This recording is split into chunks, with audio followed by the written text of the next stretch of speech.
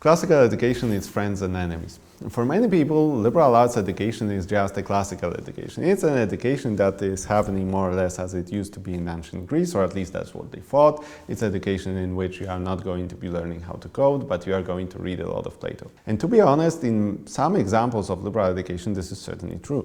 But not in all of them, and the history of arguments about the place of classical tradition in the liberal arts education is actually quite fascinating one. I think there are at least two main approaches to the classical education. One of them is the traditional education, and the traditional approach would mean that, well, classical education is what used to happen at medieval universities, what in some places continues to happen in more or less unchanged form until today, and this is an education that is that is centered around the trivium and quadrivium, meaning around the pretty much the medieval curriculum. The difficulty of this interpretation is that, of course, people are learning more than that, but at least the main argument is that people should be taught at the first level. They should be taught grammar, dialectic or logic, and rhetoric, and then once they master that, they are ready to do, well, what we would call mathematics, so arithmetic, geometry, music, and astronomy. It is not something that sounds appealing. It is not something that is happening in this direct sense in many places, but when you look at the curricula of many institutions, you would see that there are some modern interpretations of the same subjects. People are taught how to write, people are taught how to do public speaking, people are taught logic pretty much in the same form, or history of philosophy, and people are taught materials from mathematics and natural sciences as an understanding that every educated person should have something like that. But the traditional interpretation of classical education does not view those subjects as a value in itself. The most classical arguments for classical education, if I can call it this way, were fairly instrumental. They were saying that, for example, this mode of learning, and that back then was centered around the Latin text and the Greek text, and the knowledge of classical languages on top of the whatever content they were learning, is here to develop the discipline and furniture of mind, as the Yale report of 1928 was famously arguing. People like John Henry Cardinal Newman were saying that this is the real cultivation of the mind, that the main point of learning those kind of subjects outside of our world is not because they are useful. It's not even because they in themselves are the pinnacle of human achievement, but because this is a proven way of developing a human intellect, and the more difficult it becomes for us, the more obvious it should be that we should continue to do that, because it becomes more and more of a tool to achieve something else. So there is the traditional interpretation that looks more or less along those lines, and it has obviously some problems, right? I mean, the traditional approach was based on recitation. There wasn't too much active learning. Fewer and fewer people know Latin. If they know Latin, they are typically from upper class right now, because this became a matter of distinction of some selective honors high schools to have the Latin in the curriculum, whereas everyone else is more or less excluded from that. Then people are using that as a marker of their social status, and so far and so forth. But there is also another interpretation of the classical education, and that's pretty much the great books interpretation of the classical education, in which you do not read great books because they make you smarter, because they make you faster, because they make you better in communicating with people, or prepared to win an argument. You read them because they are important, and they are important because people disagree about their value, but they are talking about the ideas that, according to proponents of great books, are very close to the human nature.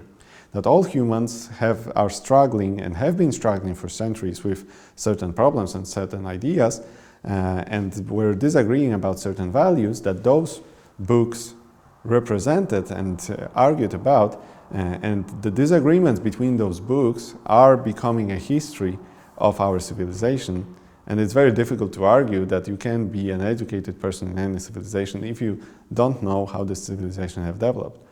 Now, the great books have been invented in that sense in at least 3 different places, which is Columbia, University of Chicago, and for example, St. John's College. All of them have slightly different interpretations of those.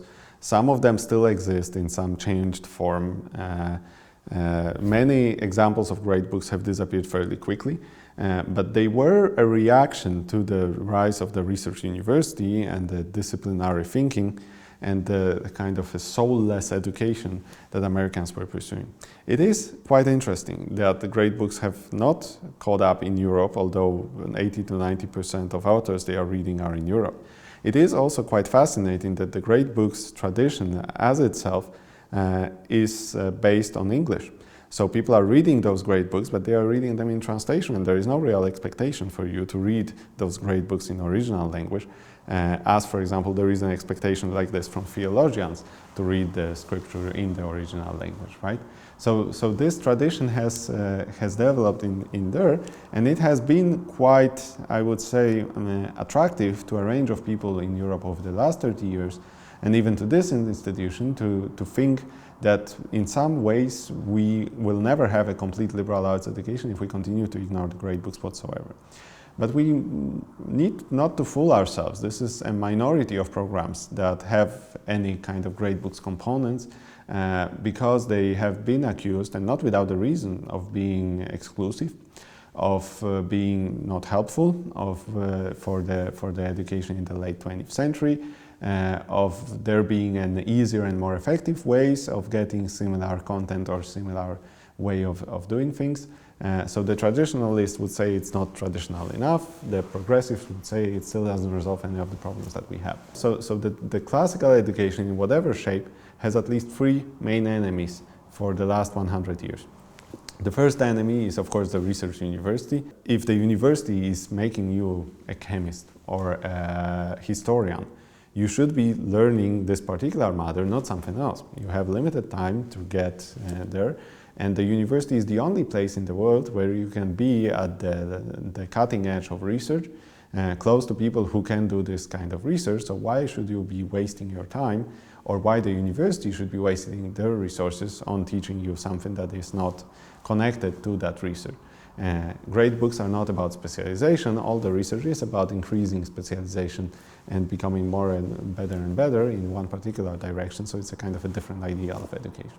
The second argument against classical education is, of course, that it's not useful. It's better to learn agriculture, it's better to learn business, it's better to learn marketing maybe, or optics. There are very few examples in which any kind of vocational institution or vocationally inclined institution would include the great books tradition, not to mention the trivium and quadrivium. And that goes back to the land-grant universities from mid-19th century that were built to teach students both mechanicals and liberal arts. But people have forgotten pretty much about the second part and focused on the first one. And lastly, there is an assault on the great books and the classical education more generally from the progressives, who are saying that, well, great books are always going to be far away from the direct experience of the students. They are not going to help them locate themselves in the contemporary world. There are a lot of problematic claims made in the great books. And actually we should not stop doing that. We should start doing something that is more relevant for our students, that is something that is better way of making our society more just or more ingenious. And the great books are just kind of a thing of the past that, well, it happened, but right now we shouldn't be doing that anymore. So there are, I would say that in general, the classical education is not doing very well in the world, especially when we start asking ourselves the question, why should people in the whole world read just one civilization, and how to overcome the limitations of this particular perspective that was written for a particular cultural area in mind in an increasingly global and mobile society.